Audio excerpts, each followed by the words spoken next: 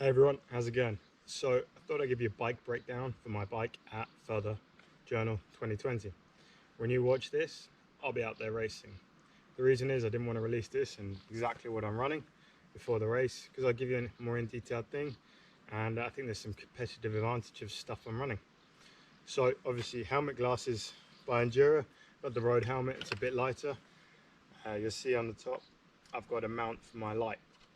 Helmet light, so when I'm hiking in the dark I can see where I'm going. Next, I'm running a backpack for this race made by Roujan.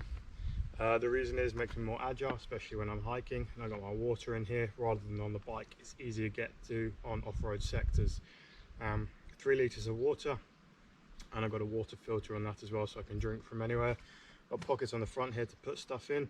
I've got a bag that goes on the front, probably not going to run it because I don't need the space. The backpack itself is pretty big, super comfy. It's about 20 litres. And I've got a pouch here for stuff, so I can put that like rain kit, but it's just need to get it on and off all the time.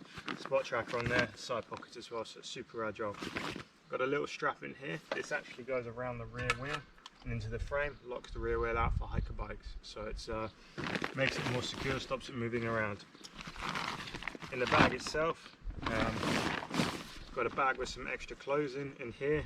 I've got a fleece, some gloves, some bib tights, and a spare change of socks.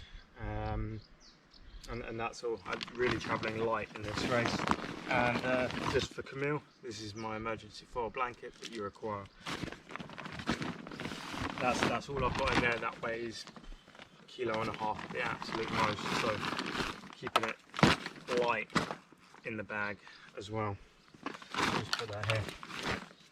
So coming onto the bike, I've decided to go for a hardtail. I've run this bike this year already at Atlas Mountain Race, so I know the bike is going to keep it really agile for me. With that, I'm actually running some prototype Enduro Clothing. This is a nice merino polyester blend that we've been working on. You can't get it yet, I can. Not really sure if I'm allowed to tell you that I'm using it or show you it, but they're sending me to test out. It's so good, I'm definitely going to have to run it in the race. So look out for that. Enduro pants, probably not going to wear these, but I'll wear them for the video, a bit of modesty. And some physique shoes with a great sole for hiking in. So the Exceed CF SLX, I used this in Atlas Mountain Race. I've adjusted it a bit since then to kind of get it more for me, for what I'm doing in the mountains. So I've swapped out the fork for a DT Swiss 120mm travel fork, the F2321. Really nice. Been testing this out, getting it dialed in with the compression and the PSI all week, and it's running really nice now. It's got like 3 settings on here, so you've got a lock, so won't move at all. You've got like kind of a middle setting, so you get a little bit of travel, and then you've got the full one where you get lots of travel. So this is going to be really good for the tarmac stuff, and then really good for the off-road as well. Dropper post makes such a difference when you're descending. No saddlebags here. One bag up front. In the bag up front I've got rain jacket, rain trousers and insulated gilet. That's it. I'm not running a sleeping kit, not running anything. Like, I'm here to race basically. Shouldn't be too long. Emma Pooley last year, 55 hours to win. It's going to be an easier parkour this year, so yeah, it's going to be quick. Shimano XTR 1x12, so I've got a 30T ring up front and a 1051 out back. Yeah, a bit limited on the tarmac, but off-road really good.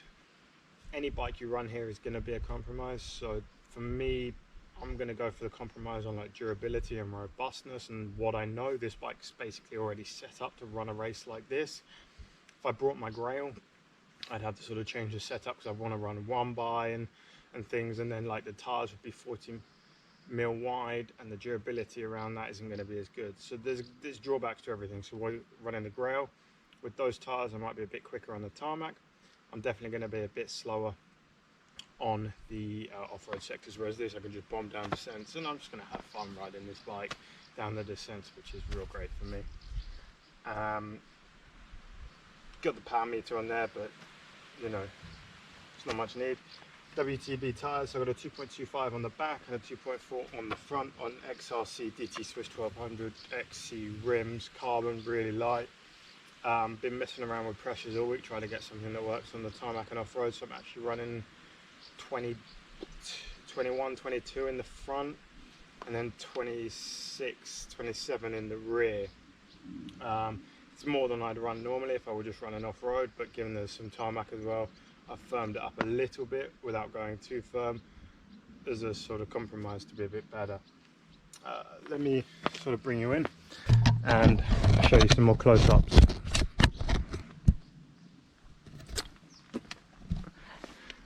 So yeah, you got the 1x12 derailleur on the back there, 1051 XTR, so it's the nicest of the nice.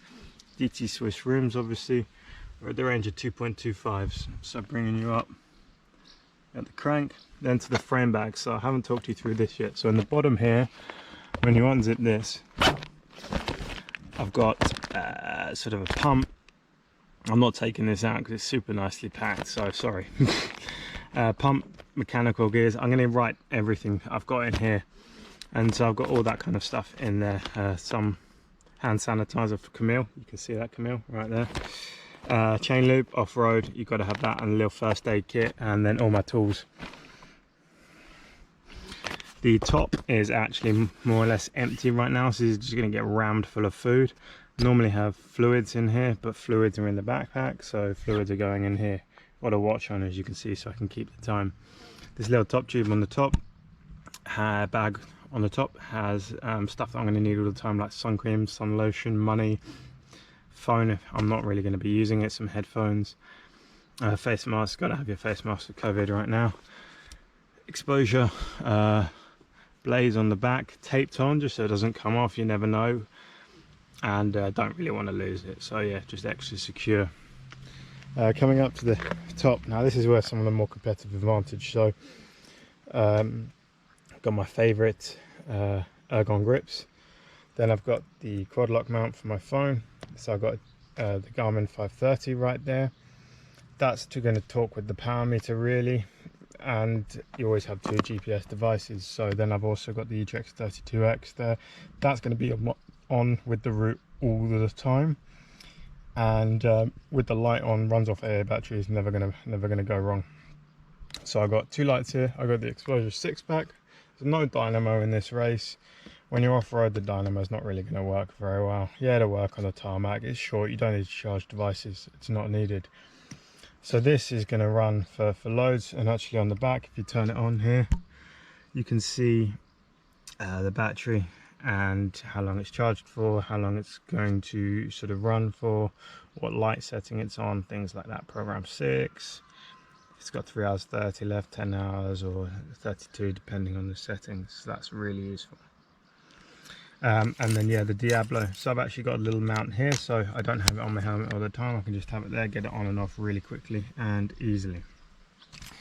The Garmins you're going to see are lashed onto here, so just in case they fall out of their mounts, they don't fall out and get completely lost. This one's a slightly elastic one, so I can take it off, clip this carabiner to my backpack, and then pull it on and off really easily when I'm running with high.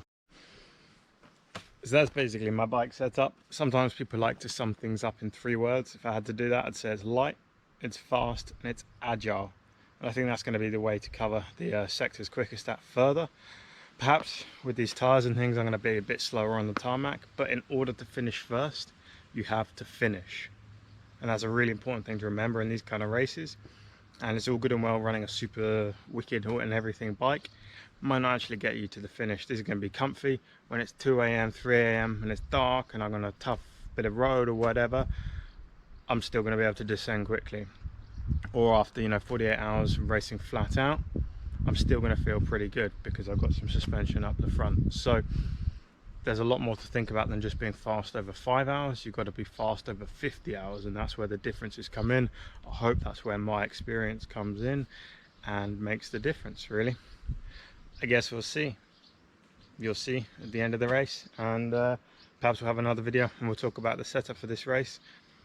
What I might change, I'll keep a secret probably until I come back. 2021. I'm looking forward to racing. Enjoy following the race at Further Journal.